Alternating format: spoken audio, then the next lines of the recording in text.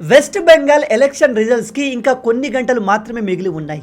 కొన్ని గంటల్లో మమతా బెనర్జీ పదవిలో ఉంటుందా లేదా అనేది కన్ఫర్మ్ అయిపోతుంది. నిజం చెప్తున్నాను, ఈసారి వెస్ట్ బెంగాల్లో జరుగుతున్న ఎలక్షన్స్ జనరల్ ఎలక్షన్ని తలపిస్తున్నాయి. దేశం మొత్తం ఈ రిజల్ట్స్ కోసం ఎంతో ఆసక్తిగా ఎదురు చూస్తుంది. అలా ఎందుకు అంటే, వెస్ట్ బెంగాల్లో ఎవరు గెలుస్తారు అనేది మన భారతదేశ సెక్యూరిటీని డిసైడ్ చేస్తుంది. ఒక రకంగా ఇది మన దేశ భవిష్యత్తును కూడా డిసైడ్ చేస్తుంది. మీ అందరికీ తెలుసు, మమతా బెనర్జీ అండర్లో బంగ్లాదేశ్ నుంచి ఇల్లీగల్ ఇమిగ్రెంట్స్ వేలలో కాదు లక్షల మంది మన దేశంలో ఇల్లీగల్గా సెటిల్ అయిపోయారు. వాళ్ళు మన దేశ సెక్యూరిటీకి ప్రమాదంగా మారుతున్నారు. ఈ విషయం తెలిసి కూడా మమతా బెనర్జీ తాను పవర్లో ఉండేందుకు దేశ సెక్యూరిటీని పణంగా పెట్టేసింది. ఇప్పుడు దాన్నే బీజేపీ ఛాలెంజ్ చేస్తుంది. అలాగే వెస్ట్ బెంగాల్ బీజేపీ రూల్ చేయని one of the biggest state కాబట్టి దేశం మొత్తం పైన బీజేపీకి పట్టు రావాలి అంటే వెస్ట్ బెంగాల్లో గెలవడం చాలా అవసరం. అందుకే ఈ ఎలక్షన్ ఇంత ఇంపార్టెంట్గా మారాయి. ప్రజెంట్ వెస్ట్ బెంగాల్లో వాతావరణం చూస్తుంటే దీదీ పనైపోయింది అన్నట్టుగానే కనిపిస్తుంది. కాకపోతే ఆ విషయాన్ని మనం ఇప్పుడే కన్ఫర్మ్ చేయలేం. ఏమో, మళ్ళీ మమతా బెనర్జీ పవర్లోకి కూడా రావచ్చు. 2021లో మీరు ఇక్కడ ఫోటోలో చూసినట్టయితే ఎగ్జిట్ పోల్స్ అన్నీ కూడా మమతా బెనర్జీయే గెలుస్తుంది అని చెప్పాయి. 1-2 బీజేపీ గెలుస్తుంది అని చెప్పాయి. బట్ చివరికి ఎక్కువ ఎగ్జిట్ పోల్స్ ప్రిడిక్ట్ చేసినట్టుగానే మమతా బెనర్జీ పవర్లోకి వచ్చింది. అయితే ఈసారి 1-2 మినహా ఆల్మోస్ట్ అన్ని ఎగ్జిట్ పోల్స్ బీజేపీయే గెలుస్తుంది అని చెప్తున్నాయి. మరి బీజేపీ గెలుస్తుందా ఏమో, మనం వేచి చూడాలి. కానీ ప్రజెంట్ మమతా బెనర్జీ బిహేవియర్, ఆమె వర్రీ అవుతున్న విధానం చూస్తుంటే బహుశా ఆమెకు కూడా తాను ఓడిపోతున్నాను అని తెలిసి ఉంటుంది అనిపిస్తుంది. విషయం ఏమిటంటే, మొన్న మమతా బెనర్జీ అర్ధరాత్రి ఈవీఎం మెషిన్లు స్టోర్ చేసిన స్ట్రాంగ్ రూమ్కి పరిగెత్తుకుంటూ వచ్చింది. వెస్ట్ బెంగాల్ ముఖ్యమంత్రి పరిగెత్తుకుంటూ అర్ధరాత్రి స్ట్రాంగ్ రూమ్కి వెళ్ళేసరికి రాష్ట్రమంతా ఒక ఎలక్షన్ డ్రామా క్రియేట్ అయింది. ఆమె అక్కడికి వెళ్ళి మాకు సీసీటీవీలో ఈవీఎం ట్యాంపరింగ్ జరుగుతున్నట్టుగా కనిపించింది, ఇక్కడ పరిస్థితులు తేడాగా ఉన్నట్టు అనిపించింది, అందుకే నేను స్వయంగా వచ్చాను అంటూ ఒక డ్రామా క్రియేట్ చేసింది. అంతేకాదు, అక్కడ నిలబడి అక్కడ పనిచేస్తున్న గవర్నమెంట్ అఫీషియల్స్కి మీ అందరికీ చేతులు జోడించి అడుగుతున్నాను, ఎలక్షన్స్ని కాపాడండి, డెమోక్రసీని కాపాడండి అంటూ ఎమోషనల్ డ్రామా చేసింది. డ్రామా అని ఎందుకు అంటున్నానంటే, మమతా బెనర్జీ అండర్లో ఈ వెస్ట్ బెంగాల్లో డెమోక్రసీ లేకుండా పోయింది. ఎన్ని రోజులు వెస్ట్ బెంగాల్లో ఈమె పార్టీ అనుచరులు డిక్టేటర్స్ లాగా బిహేవ్ చేశారు. రాష్ట్రంలో మహిళలకు సెక్యూరిటీ లేకుండా పోయింది. మహిళల పైన ఓపెన్గా అఘాయిత్యాలు జరుగుతుంటే ఈమె ఏమని చెప్తుందో తెలుసా? మహిళలు రాత్రిపూట బయటకు వెళ్ళకూడదు, పేరెంట్స్ వాళ్ళని బయటకు అలో చేయకూడదు అని చెప్తుంది. ఒక ముఖ్యమంత్రిగా రాష్ట్రంలో మహిళలకు భద్రత ప్రొవైడ్ చేయడం వదిలేసి ఇలాంటి నీతులు చెప్తుంది. ఎనీవే, ఈ ఎలక్షన్ విషయానికి వస్తే ఎగ్జిట్ పోల్స్ అన్నీ బీజేపీయే గెలుస్తుంది అని చెప్తుంటే టీఎంసీ పార్టీ మాత్రం ఈ ఎగ్జిట్ పోల్స్ అన్నీ పేడ్ ప్రాపగండా చేస్తున్నాయంటూ వీటిని రిజెక్ట్ చేస్తుంది. కానీ లాస్ట్ టైం వీళ్ళు ఎగ్జిట్ పోల్స్ని బాగా ఎంజాయ్ చేశారు. అయితే మమతా బెనర్జీ మే 1వ తేదీన ఎలక్షన్ జరిగిన తర్వాత ఈవీఎంలను సెక్యూర్ చేసిన స్ట్రాంగ్ రూమ్ దగ్గరికి పరిగెత్తుకుంటూ అర్ధరాత్రి వచ్చి ఇక్కడ ఈవీఎం ట్యాంపరింగ్ జరుగుతుంది అంటూ ఆరోపించింది. ఆ ఆరోపణలను ఎలక్షన్ కమిషన్ కంప్లీట్గా రిజెక్ట్ చేసింది. వీళ్ళు పోస్టల్ బ్యాలెట్ని మేము హ్యాండిల్ చేసే విధానాన్ని సీసీటీవీలో చూసి అలా అనుకుని ఉండవచ్చు, కానీ ఈవీఎంలను ఎవరు హ్యాక్ చేయలేరు, ట్యాంపర్ చేయలేరు అని క్లియర్గా చెప్పేశారు. అయినా ఈవీఎం హ్యాకింగ్ గురించి, ఎలక్షన్ రిగ్గింగ్ గురించి మమతా బెనర్జీ మాట్లాడడం కామెడీగా ఉంది. ఎందుకంటే మీ అందరికీ తెలుసు, ఈ ఎలక్షన్ని పీస్ఫుల్గా జరిపించేందుకు సెంట్రల్ గవర్నమెంట్ 2 లక్షల మంది సెంట్రల్ పోలీస్ని డిప్లాయ్ చేసింది. 2 లక్షల మందిని డిప్లాయ్ చేసినప్పటికీ వెస్ట్ బెంగాల్లో వీళ్ళు పీస్ఫుల్గా ఎలక్షన్ జరిపించలేకపోయారు. నేను మీకు నా ప్రీవియస్ వీడియోలో చెప్పినట్టు చాలా ప్రాంతాల్లో ఈ టీఎంసీ గూండాలు బీజేపీకి ప్రజలు ఓటు వేయకుండా బీజేపీ సింబల్ పైన, ఓటు వేసే ప్రాంతం పైన స్టిక్కర్లు వేశారు. చుట్టూ అధికారులు ఉన్నప్పటికీ వాళ్ళు అలా చేయగలిగారు అంటే మమతా బెనర్జీ సపోర్ట్ వాళ్ళకు ఎంతగా ఉండొచ్చో ఇమాజిన్ చేయండి. 2 లక్షల మంది సెంట్రల్ పోలీసులను డిప్లాయ్ చేసిన తర్వాత కూడా ఇలా జరుగుతుంది అంటే మరి ప్రీవియస్ ఎలక్షన్లో సెంట్రల్ ఫోర్స్ లేనప్పుడు ఈ మమతా బెనర్జీ ఎలా గెలిచి ఉంటుంది ఒకసారి ఆలోచించండి. దాంతోపాటు ఈ మమతా బెనర్జీ అల్లుడైన ఈ చిల్లరగాడు అభిషేక్ బెనర్జీ డైరెక్ట్గా తనను సపోర్ట్ చేయని వాళ్ళని, బీజేపీ సపోర్టర్స్కి స్ట్రాంగ్ వార్నింగ్ ఇస్తున్నాడు. ఏమనో తెలుసా? మే 4న రిజల్ట్స్ వచ్చిన తర్వాత మిమ్మల్ని కాపాడడానికి సెంట్రల్ నుంచి ఎవడు వస్తాడో చూస్తాను అంటూ ఓపెన్గా బెదిరిస్తున్నాడు. వీడు ఎలక్షన్ జరగక ముందే ఇలాంటి వార్నింగ్ ఇస్తున్నాడు అంటే ఇండైరెక్ట్గా వీడు ఓటర్స్ని బెదిరిస్తున్నట్టు కాదా? ఈవెన్ వెస్ట్ బెంగాల్ పోలీసులు కూడా ఈ మమతా బెనర్జీకి ఫుల్ సపోర్ట్గా ఉన్నారు అనిపిస్తుంది. కొంతమంది పోలీస్ ఆఫీసర్లే ఎలక్షన్ బూత్కి వచ్చే ఓటర్లను టీఎంసీకి ఓటు వేయండి అంటూ బెదిరిస్తున్నారు. ఈమె ఇన్ని చెత్త పనులు చేస్తూ ఇప్పుడు ప్రజల ముందుకు వచ్చి డెమోక్రసీని కాపాడండి, ఎలక్షన్ని కాపాడండి అంటూ డ్రామాలు చేస్తుంది. ఈమె చేస్తున్న డ్రామా చూస్తుంటే బహుశా ఈమెకు కూడా ఓడిపోతున్నాను అనే భయం పట్టుకుంది అనిపిస్తుంది. ఎందుకంటే ఇలా డ్రామా చేసిన తర్వాత వీళ్ళు ఓడిపోయాక బీజేపీ రిగ్గింగ్ చేసింది, బీజేపీ చీటింగ్ చేసింది అని చెప్పడానికి వీళ్ళకు రీజన్స్ కావాలి. బహుశా దానికోసమే ఈమె ఈ విధంగా బిహేవ్ చేస్తుంది కావచ్చు. ఇప్పుడు మీలో కొందరికి డౌట్ రావచ్చు, బ్రదర్ ఇప్పుడు సెంట్రల్ ఫోర్సెస్ లక్షల మందిని వెస్ట్ బెంగాల్లో డిప్లాయ్ చేశారు, అలాగే సెంట్రల్లో పవర్లో బీజేపీయే ఉంది. అలాంటప్పుడు నిజంగానే మమతా బెనర్జీ చెప్పినట్టుగా ఈవీఎంలను హ్యాక్ చేయడం, ట్యాంపరింగ్ చేయడం జరిగే అవకాశం ఉంది కదా అంటారు. అలాంటి వాళ్ళకి చెప్తున్నాను, ఈవీఎంని పవర్లో ఉన్న పార్టీయే కాదు ఎవరు కూడా హ్యాక్ చేయలేరు. ఎందుకో డీటెయిల్గా ఎక్స్ప్లెయిన్ చేస్తాను, జాగ్రత్తగా వినండి. ముందుగా మనం ఈవీఎం ఎలా పనిచేస్తుందో తెలుసుకుందాం. ఈవీఎం అంటే ఎలక్ట్రానిక్ ఓటింగ్ మెషిన్. ఎలక్షన్ జరిగే ముందు అంటే ప్రీపోల్ సమయంలో ఈ ఈవీఎం మెషిన్లను క్యాండిడేట్స్ ముందు టెస్ట్ చేస్తారు, మాక్ ఎలక్షన్ జరిపిస్తారు. అన్ని రకాలుగా ఇవి ప్రాపర్గా ఉన్నాయని తెలిసినప్పుడే వీటిని ర్యాండమ్గా రాష్ట్రం మొత్తం డిస్ట్రిబ్యూట్ చేస్తారు. ముందుగానే ఈ ఈవీఎం మెషిన్లు ఈ ప్లేస్కి వెళ్తాయని డిసైడ్ చేయరు, అన్నిటినీ ర్యాండమ్గా పంపిస్తారు. అండ్ ఈ ఎలక్ట్రానిక్ ఓటింగ్ మెషిన్ని హ్యాక్ చేయడం ఇంపాసిబుల్, ఎందుకంటే ఇవి ఇంటర్నెట్తో కనెక్ట్ అయి ఉండవు. వీటిలో ఎటువంటి బ్లూటూత్, వైఫై కానీ ఉండదు. దీంతో ఏదైనా మెషిన్ని కనెక్ట్ చేయాలి అంటే కేవలం వైర్ల ద్వారా మాత్రమే కనెక్ట్ చేయాలి, కానీ ఆ ఆప్షన్ కూడా ఈ మెషిన్ పైన ఉండదు. దాంతోపాటు ఈ మెషిన్ని కేవలం 1 టైం మాత్రమే ప్రోగ్రామ్ చేస్తారు. మళ్ళీ ఇందులో రీప్రోగ్రామ్ చేయాలి, ఏదైనా మార్చాలి అంటే దాన్ని కంప్లీట్గా డిస్ట్రాయ్ చేయాల్సి ఉంటుంది. హ్యాకింగ్ గురించి మీకు కొద్దిగా నాలెడ్జ్ ఉన్న ఏ డివైస్లో అయితే బ్లూటూత్, ఇంటర్నెట్, వైఫై కనెక్షన్ ఉంటుందో దాన్ని మాత్రమే హ్యాక్ చేయడం పాసిబుల్ అవుతుంది.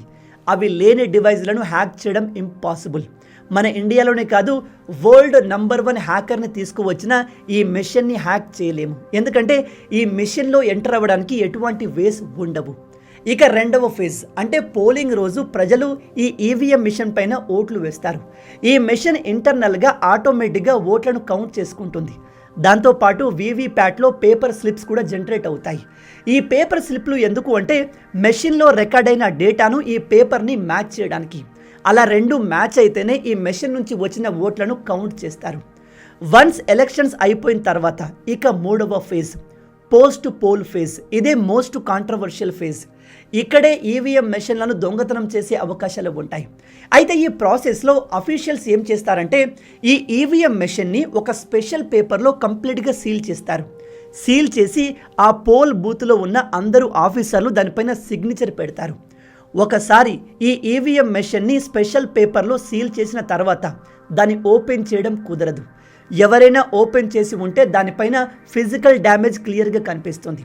ఒకవేళ కౌంటింగ్ సమయంలో ఆల్రెడీ ఈ పేపర్ని ఓపెన్ చేసినట్టు కనిపిస్తే ఆ ఈవీఎం మెషిన్ని రిజెక్ట్ చేస్తారు.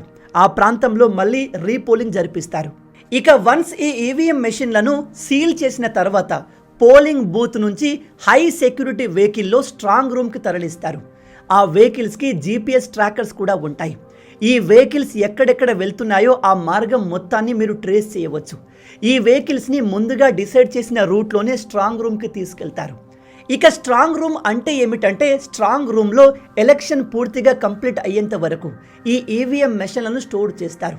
ఇది హై సెక్యూరిటీ కలిగిన ప్రాంతం. ఈవీఎం మెషిన్లను కౌంటింగ్ రోజు మాత్రమే ఈ స్ట్రాంగ్ రూమ్ నుంచి బయటకు తీసుకువస్తారు. ఇక స్ట్రాంగ్ రూమ్లో ఈవీఎంలను ఎలా సెక్యూర్ చేస్తారు అంటే వీటిని రూమ్ లోపల పెట్టి దానికి 2 లాక్స్ పెడతారు. ఒక కీ ఎలక్షన్ కమిషన్ అఫీషియల్ దగ్గర ఉంటుంది, రెండవది లోకల్ క్యాండిడేట్స్ దగ్గర ఉంటుంది. అంటే ఈ 2 కీలు ఉంటేనే ఎవరైనా స్ట్రాంగ్ రూమ్ లోపలికి వెళ్ళి ఈవీఎం మెషిన్లను ట్యాంపర్ చేయడం, దొంగతనం చేయడం చేయగలరు. కానీ అలా జరిగే ఛాన్సెస్ చాలా తక్కువ. ఇప్పుడు మీలో కొంతమంది అంటారు, బ్రదర్ డోర్ ఓపెన్ కాకుండా లాక్స్ పెట్టారు కరెక్టే, మరి వేరే మార్గం ద్వారా లోపలికి వెళ్ళొచ్చు కదా అని. సో దాన్ని ప్రివెంట్ చేయడానికి ఈ స్ట్రాంగ్ రూమ్ చుట్టూ 3 లేయర్ల సెక్యూరిటీ ఉంటుంది. మొదటి లేయర్లో సెంట్రల్ ఫోర్సెస్ ఉంటాయి. CAPF central armed police force ఉంటుంది. మిడిల్ లేయర్లో స్టేట్ పోలీసులు ఉంటారు. ఇక ఔటర్ లేయర్లో లోకల్ అడ్మినిస్ట్రేషన్ సెక్యూరిటీ ఉంటుంది. అంతేకాదు ఈ స్ట్రాంగ్ రూమ్ చుట్టూ 24/7 సీసీ కెమెరాలు యాక్టివ్గా ఉంటాయి. దీని యాక్సెస్ ప్రతి క్యాండిడేట్ దగ్గర ఉంటుంది. మనం కూడా దీన్ని లైవ్లో మానిటర్ చేయవచ్చు. దాంతోపాటు ఈ స్ట్రాంగ్ రూమ్ చుట్టూ పొలిటికల్ పార్టీలు కూడా తమ మనుషుల్ని డిప్లాయ్ చేసి సెక్యూరిటీని టైట్ చేయొచ్చు. చీటింగ్ ఎవరు చేయకుండా వాళ్ళు కూడా చూడవచ్చు. దానికి గవర్నమెంట్ పర్మిషన్ ఇస్తుంది. ఇంత హై సెక్యూరిటీ ఉన్నప్పుడు ఈవీఎం మెషిన్లను దొంగతనం చేయడం, ట్యాంపరింగ్ చేయడం హైలీ ఇంపాసిబుల్. నేను మీకు ఇందాక చెప్పినట్టు ఏదైనా ఒక ఎలక్ట్రానిక్ డివైస్ని హ్యాక్ చేయాలి అంటే ఒకటి అది ఇంటర్నెట్తో కనెక్ట్ అయి ఉండాలి, లేదా అందులో బ్లూటూత్, వైఫై లాంటివి ఉండాలి. కానీ ఈవీఎం మెషిన్లో అలాంటివి ఏవి ఉండవు. కాబట్టి దీన్ని హ్యాక్ చేయడం ఇంపాసిబుల్. ఇప్పుడే కాదు, ఇంతకు ముందు కూడా అనేక సార్లు కాంగ్రెస్ పార్టీ ఇంకా ఇతర పార్టీలు ఈవీఎం మెషిన్లు హ్యాక్ అవుతాయి అంటూ నోటికి వచ్చినట్టుగా వాగారు. ఆ సమయంలో కూడా ఎలక్షన్ కమిషన్ ఈవీఎం మెషిన్లను వాళ్ళ ముందు పెట్టి అందరికీ ఛాలెంజ్ చేసింది. మీలో ఎవరైనా ఈ మెషిన్ని హ్యాక్ చేసి చూపిస్తే మేము మీరు అడిగినట్టుగా అన్నిటికీ ఒప్పుకుంటాము, ఈవీఎం మెషిన్స్ని తొలగిస్తాము అని చెప్పారు. అలా సవాలు విసిరేసరికి ఈవీఎం మెషిన్లను అపోజ్ చేస్తున్న ఏ పార్టీ కూడా ముందుకు వచ్చి ఈవీఎం మెషిన్ని హ్యాక్ చేయొచ్చు అని ప్రూవ్ చేయలేదు. ఈవెన్ ఓట్ చోరీ అనే డ్రామా చేసిన రాహుల్ గాంధీ కూడా ఆ సమయంలో ముందుకు రాలేదు. బై ద వే, కొన్నిసార్లు బీజేపీ పార్టీ కూడా ఈవీఎం మెషిన్లను హ్యాక్ చేయొచ్చు అన్నట్టుగా అలిగేషన్ వేసింది. కానీ వన్స్ ఎలక్షన్ కమిషన్ ముందుకు వచ్చి సవాలు విసిరేసరికి ఎవరు కూడా దాన్ని రాంగ్ అని ప్రూవ్ చేయలేకపోయారు. దీంతో పాటు ఎలక్షన్ రిజల్ట్స్ వచ్చిన తర్వాత కూడా 45 రోజుల వరకు సీసీ కెమెరాకు సంబంధించిన డేటా మొత్తం అలాగే ఉంటుంది. వాటిని ఉపయోగించి కూడా ఓడిన వాళ్ళు కంప్లైంట్ ఫైల్ చేయవచ్చు, ఎలక్షన్ రిజల్ట్స్ని ఛాలెంజ్ చేయవచ్చు. సీసీ కెమెరాల్లో వెస్ట్ బెంగాల్లోని కొన్ని ప్రాంతాల్లో పోలింగ్ దగ్గర డిస్టర్బెన్స్ జరిగింది అని తెలిసి కొంతమంది ఈవీఎం మెషిన్ల పైన స్టిక్కర్లు వేశారని తెలిసి దాదాపు 15 ప్రాంతాల్లో రీపోలింగ్ జరిపించారు. ఓవరాల్గా నేను ఇక్కడ చెప్పేది ఏమిటంటే కేవలం వెస్ట్ బెంగాల్లోనే కాదు, వేరే ఏ రాష్ట్రంలో కూడా ఈవీఎం మెషిన్ని హ్యాక్ చేయడం కుదరదు. రిగ్గింగ్ చేయడం, కొంతమంది బలవంతంగా పోలింగ్ బూత్కు వచ్చి ఇష్టం వచ్చినట్టుగా ఓట్లు వేయడం చేస్తారు. అలా జరుగుతుంది. కానీ ఒకసారి ఈవీఎంలో ఓట్లు రికార్డ్ అయిన తర్వాత వాటిని మార్చడం, మ్యానిపులేట్ చేయడం కుదరదు. అంటే ఈ మిషన్ సేఫ్ అని చెప్తున్నాను, కానీ పోలింగ్ బూత్ని క్యాప్చర్ చేసి ఈ మిషన్ పైన దొంగ ఓట్లు వేయొచ్చు. ప్రజెంట్ వెస్ట్ బెంగాల్ రాష్ట్రంలో పరిస్థితులు ఎలా ఉన్నాయంటే అక్కడ పవర్లో ఉన్న పార్టీ కూడా ఒక సైడ్ తీసుకుంది అనిపిస్తుంది. అంటే ముస్లింలను సపోర్ట్ చేస్తున్నట్టుగా అనిపిస్తుంది. ఎందుకంటే కొన్ని ఇన్సిడెంట్లు బయటకు వచ్చాయి. ఉదాహరణకి వెస్ట్ బెంగాల్లో నార్త్ 24 పరగనాస్ ఫాల్టా అనే ప్రాంతంలో రీపోలింగ్ జరిగింది. రీపోలింగ్ ఎందుకంటే అది కాస్త ముస్లిం డామినేటెడ్ ఏరియా. అక్కడ హిందువుల్ని ఓటు వేయకుండా ఆపేశారు. అక్కడ టీఎంసీ క్యాండిడేట్ కూడా ఒక ముస్లిమే. వాళ్ళు టీఎంసీ సపోర్ట్తో హిందువుల్ని ఎలా బెదిరిస్తున్నారో తెలుసా? మీరు గనక మాకు ఓటు వేయకపోతే ఎలక్షన్ అయిపోయిన తర్వాత మీ అమ్మాయిల్ని టార్గెట్ చేస్తాము, మీ పిల్లల్ని వెతికి మరి నరుకుతాము అని బెదిరిస్తున్నారు. అందుకే ఇప్పుడు ఆ ప్రాంతంలోని హిందువులంతా రోడ్డు మీదకి వచ్చి కౌంటింగ్ జరిగిన తర్వాత కూడా సెంట్రల్ ఫోర్సెస్ కొన్ని రోజులు ఈ ప్రాంతంలో ఉండాలని రిక్వెస్ట్ చేస్తున్నారు. మన దేశంలో మన హిందువులు తమ సెక్యూరిటీ కోసం అడుక్కుంటున్నారు అంటే ప్రజెంట్ వెస్ట్ బెంగాల్లో పరిస్థితులు ఏ విధంగా మారాయో మీరు అర్థం చేసుకోవచ్చు. స్వయంగా ముఖ్యమంత్రి అల్లుడు ఈ చిల్లరగాడు ఎలక్షన్ అయిపోయిన తర్వాత బీజేపీ వర్కర్స్ని కాపాడడానికి సెంట్రల్ నుంచి ఎవరు వస్తారో నేను చూస్తానని బెదిరిస్తున్నాడు అంటే వీడికి ఎంత కండకవరం ఉంటే ఇలా మాట్లాడతాడు చెప్పండి. ఈసారి ఓటింగ్ కూడా భారీ లెవెల్లో జరిగింది. ఒక రాష్ట్రంలో 90% కంటే ఎక్కువ, ఎగ్జాక్ట్గా చెప్పాలంటే 93% కంటే ఎక్కువ ఓటింగ్ నమోదవడం చాలా గొప్ప విషయం. ప్రజలు ఇలా భారీ మొత్తంలో ఓట్లు వేశారు అంటే ఒకటి, వాళ్ళు చేంజ్ని కోరుకుంటున్నారు, లేదా ప్రజెంట్ ఉన్న గవర్నమెంట్ని కంటిన్యూ చేయాలి అని చూస్తున్నారు. కానీ మ్యాక్సిమం కేసెస్లో చేంజ్ని కోరుకున్నప్పుడే ప్రజలు ఇంత భారీ మొత్తంలో ఓట్లు వేస్తారు. మరి రేపు ఏం జరగబోతుందో మనం వేచి చూడాలి. ఎగ్జిట్ పోల్స్ అన్నీ బీజేపీ వైపే మొగ్గు చూపిస్తున్నాయి. అందరూ అనుకున్నట్టే బీజేపీ గెలిచి బెంగాల్ని కాపాడుతుందా, లేదా మమతా బెనర్జీ మళ్ళీ గెలిచి బెంగాల్ని బంగ్లాదేశ్ లాగా మారుస్తుందా? వెస్ట్ బెంగాల్లో ఉన్న హిందువులు ఈసారైనా యూనిటీ చూపిస్తారా? మీరేమనుకుంటున్నారు? మీ ఆలోచనల్ని కింద కామెంట్లో చెప్పండి. మొత్తంగా ఇవే ఈ వీడియోకి సంబంధించిన పూర్తి విషయాలు.